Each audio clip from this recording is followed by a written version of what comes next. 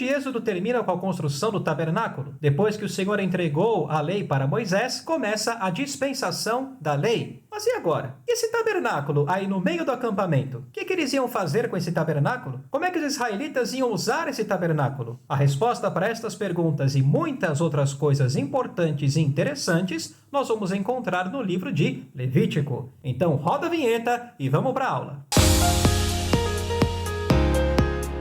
Estudantes da Bíblia, hoje nós vamos ver o que a Bíblia diz sobre este importante livro, Levítico. A primeira coisa que a gente precisa fazer é encaixar o livro de Levítico dentro da história. Final do livro de Êxodo diz que os israelitas montaram um acampamento no primeiro dia do primeiro mês. E lá em Números capítulo 10, nós lemos que no dia 20 do segundo mês, a nuvem que estava sobre o tabernáculo se ergueu e os israelitas, desde que haviam chegado no Sinai, começaram a sua marcha pelo deserto. Então passaram-se 50 dias, desde a construção do tabernáculo até a primeira vez que os israelitas começaram a marchar pelo deserto partindo do Monte Sinai. São nesses 50 dias que a gente vai encaixar o livro de Levítico. Levítico costuma ser aquele livro que os crentes não dão muita importância, fazem aquela leitura rápida, achando que não vai ter muita coisa interessante aí. Isso é um grande engano. Na verdade, em toda a Bíblia, não há outro livro com tantas palavras faladas pelo próprio Deus. Deus é o orador direto de quase todas as palavras de Levítico. Palavras estas que foram registradas por Moisés exatamente como Deus disse. Em 56 ocasiões nós vamos ler em Levítico palavras como disse o Senhor a Moisés,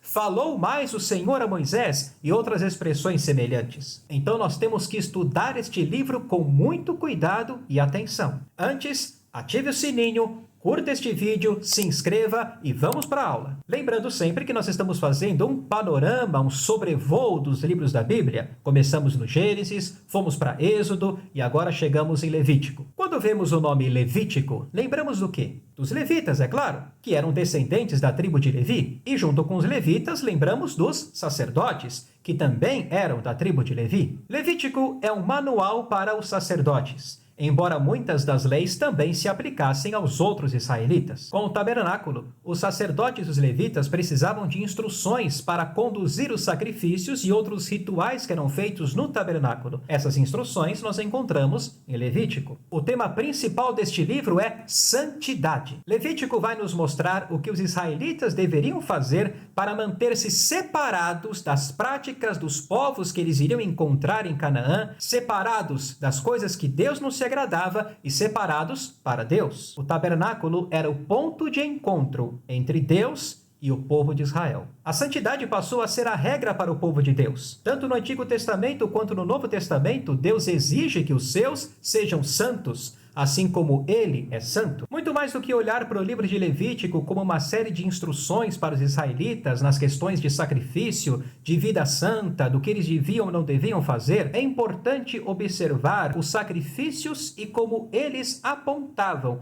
para a obra perfeita de Cristo, quando ele na cruz nos substituiu, morrendo em nosso lugar. Nos capítulos 1 a 7, nós vamos observar uma série de instruções para os israelitas e também para os sacerdotes. Havia 5 tipos de sacrifícios. Primeiro, holocausto, quando o animal todo era queimado. Segundo, ofertas de cereais ou manjares, que geralmente acompanhavam o holocausto ou a oferta de comunhão. Terceiro, a oferta de comunhão ou sacrifícios pacíficos eram apresentados para restabelecer a comunhão com Deus. Quarto, oferta pelo pecado. Era uma oferta apresentada por pecados não intencionais. E quinto, oferta pela culpa. Era uma oferta apresentada para se obter o perdão por pecados específicos. O ritual do sacrifício seguia um padrão estabelecido. O israelita pegava um cordeiro do seu rebanho e o levava para o tabernáculo. Importante, tinha que ser um cordeiro sem defeito. Ele colocava a sua mão sobre o cordeiro. Este era um ato muito significativo, porque demonstrava que aquele homem reconhecia que havia pecado, reconhecia que merecia a punição, mas que estava transferindo a sua punição, a sua culpa para um inocente. Se identificava com aquele que seria sacrificado no seu lugar, no caso,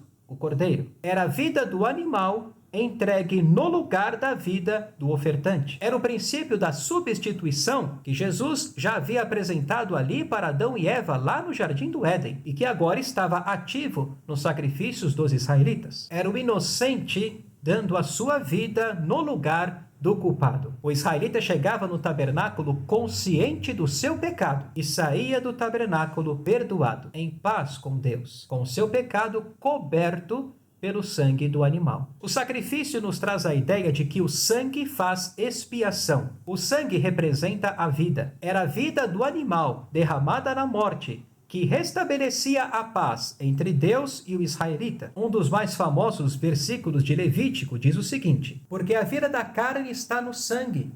Eu vou-lo tenho dado sobre o altar para fazer expiação pela vossa alma, porquanto é o sangue que fará expiação em virtude da vida. Nos holocaustos, a vida daquele animalzinho era vista como pagamento de um resgate. Na oferta pelo pecado, o sangue do animal era visto como um meio de purificação, tanto de pessoas como de lugares ou objetos, possibilitando assim que o Deus puro e santo se fizesse presente entre o seu povo. Na oferta pela culpa, o sangue era visto como pagamento de uma dívida. Todas essas imagens ilustram de maneira magistral o sacrifício de Jesus por nós. Jesus nos resgatou da maldição do pecado, nos purificou com o seu sangue, perdoou todos os nossos pecados e quitou a dívida que tínhamos com Deus para sempre. Nos capítulos 8 a 10, nós temos a consagração dos sacerdotes. Num ritual impressionante, Arão e seus filhos foram consagrados para o sacerdócio. O sangue na orelha direita,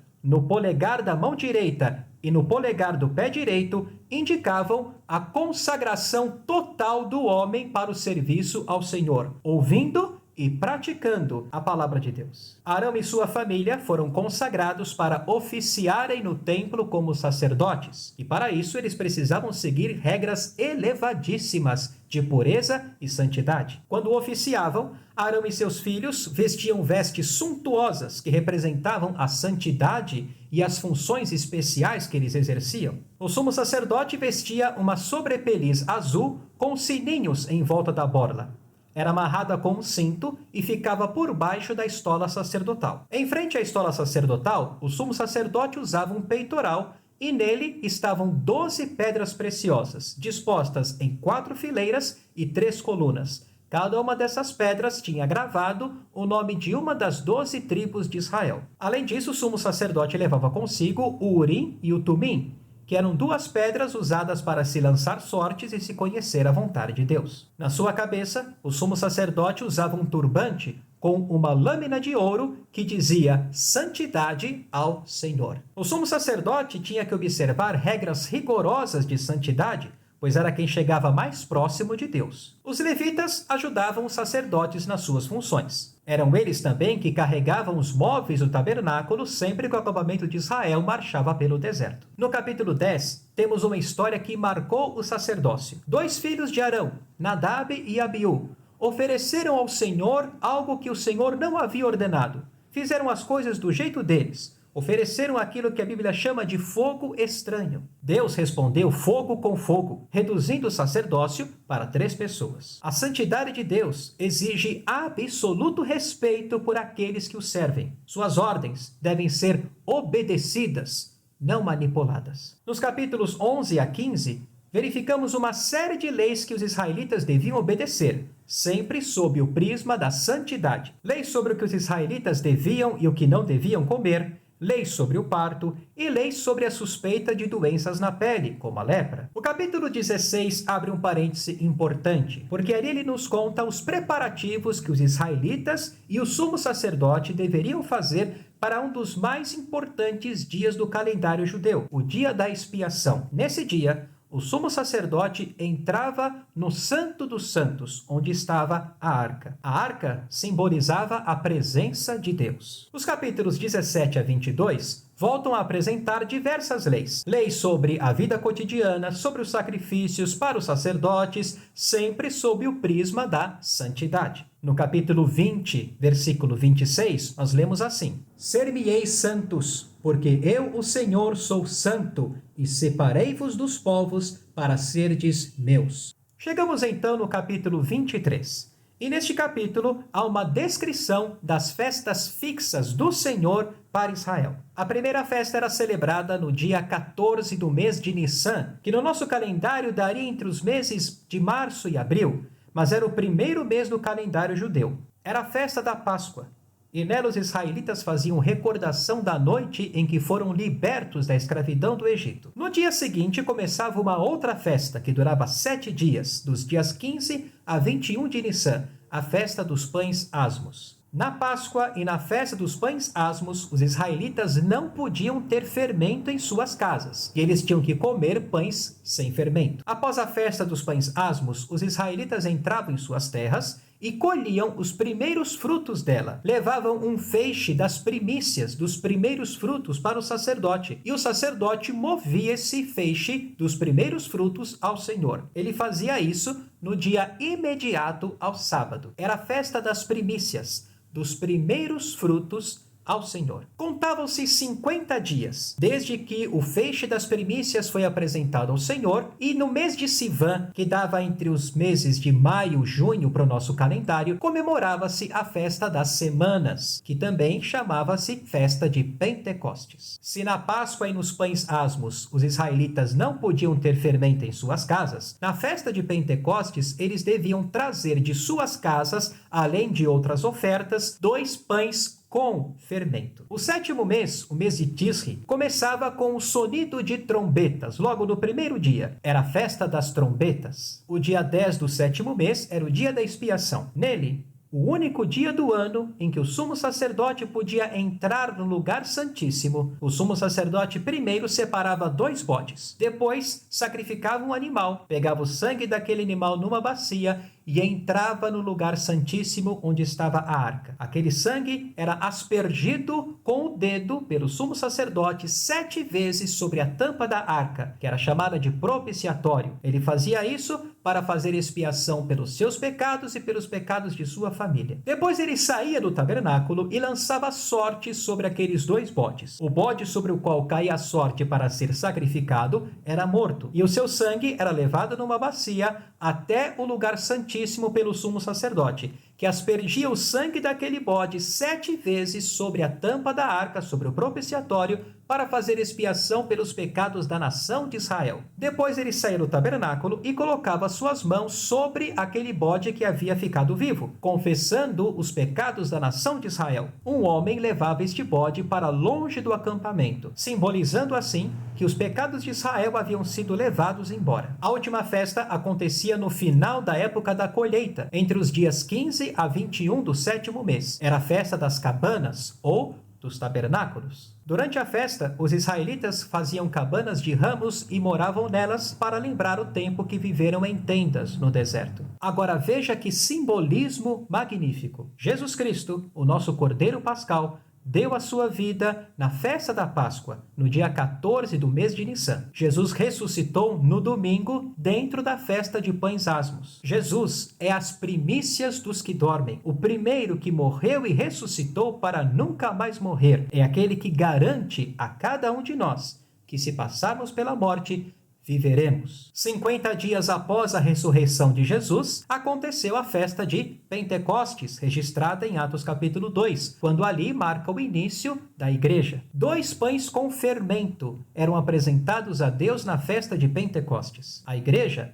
é formada por judeus e gentios, pecadores, mas que em Cristo formam uma unidade, formam um corpo chamado de igreja. Todos os salvos pela fé em Cristo Jesus são igreja. Das 7 festas, 3 deveriam ser comemoradas no lugar que o Senhor iria escolher para ali habitar o seu nome. E Deus escolheu Jerusalém. Então as festas que os judeus deveriam comemorar ali em Jerusalém eram Páscoa, seguida de pães asmos, Pentecostes e tabernáculos. O capítulo 25 traz outras leis muito importantes. Leis sobre o ano sabático. A terra deveria descansar do plantio e da colheita a cada 7 anos. A lei sobre o ano do jubileu, o 50º ano, quando aqueles que haviam vendido suas terras ou que haviam vendido suas posses poderiam reavê-las. E vemos também a lei sobre o resgate de pessoas ou heranças. O capítulo 26 mostra uma série de bênçãos e maldições que viriam sobre Israel. Bênçãos se obedecessem, maldições se desobedecessem. Esta lista de bênçãos e maldições nós vamos ver com mais detalhes lá no livro de Deuteronômio. O livro termina no capítulo 27, com leis sobre os votos e os dízimos. Levítico é um livro fascinante, que nos mostra o caráter imutável do nosso Deus. Ele é santo. O livro também nos mostra a necessidade que temos do perdão e da restauração da nossa comunhão com Deus, que só pode ser feita através do sangue. E o sangue de Jesus é aquele que nos purifica de todo o pecado. Todos aqueles sacrifícios eram sombras da realidade do sacrifício perfeito do Senhor Jesus, que entregou a sua vida na cruz em nosso lugar. Certa vez, um intérprete da lei perguntou para Jesus: Senhor, qual é o maior mandamento? E o Senhor Jesus respondeu: amarás o Senhor de todo o teu coração, de toda a tua alma, de todo o teu entendimento. O segundo mandamento semelhante a este é: amarás o teu próximo como a ti mesmo. De onde o Senhor Jesus tirou estas palavras? Amarás o teu próximo como a ti mesmo. De Levítico. Não te vingarás, nem guardarás ira contra os filhos do teu povo, mas amarás o teu próximo como a ti mesmo. Eu sou o Senhor. Leia este livro com bastante atenção e veja um Deus santo, um Deus de amor, um Deus que exige que os seus também vivam vidas separadas do pecado, separadas daquilo que não agrada a Deus, separadas para Deus. Leia este livro com muito amor e veja um Deus que protege, que cuida e que zela pelos seus.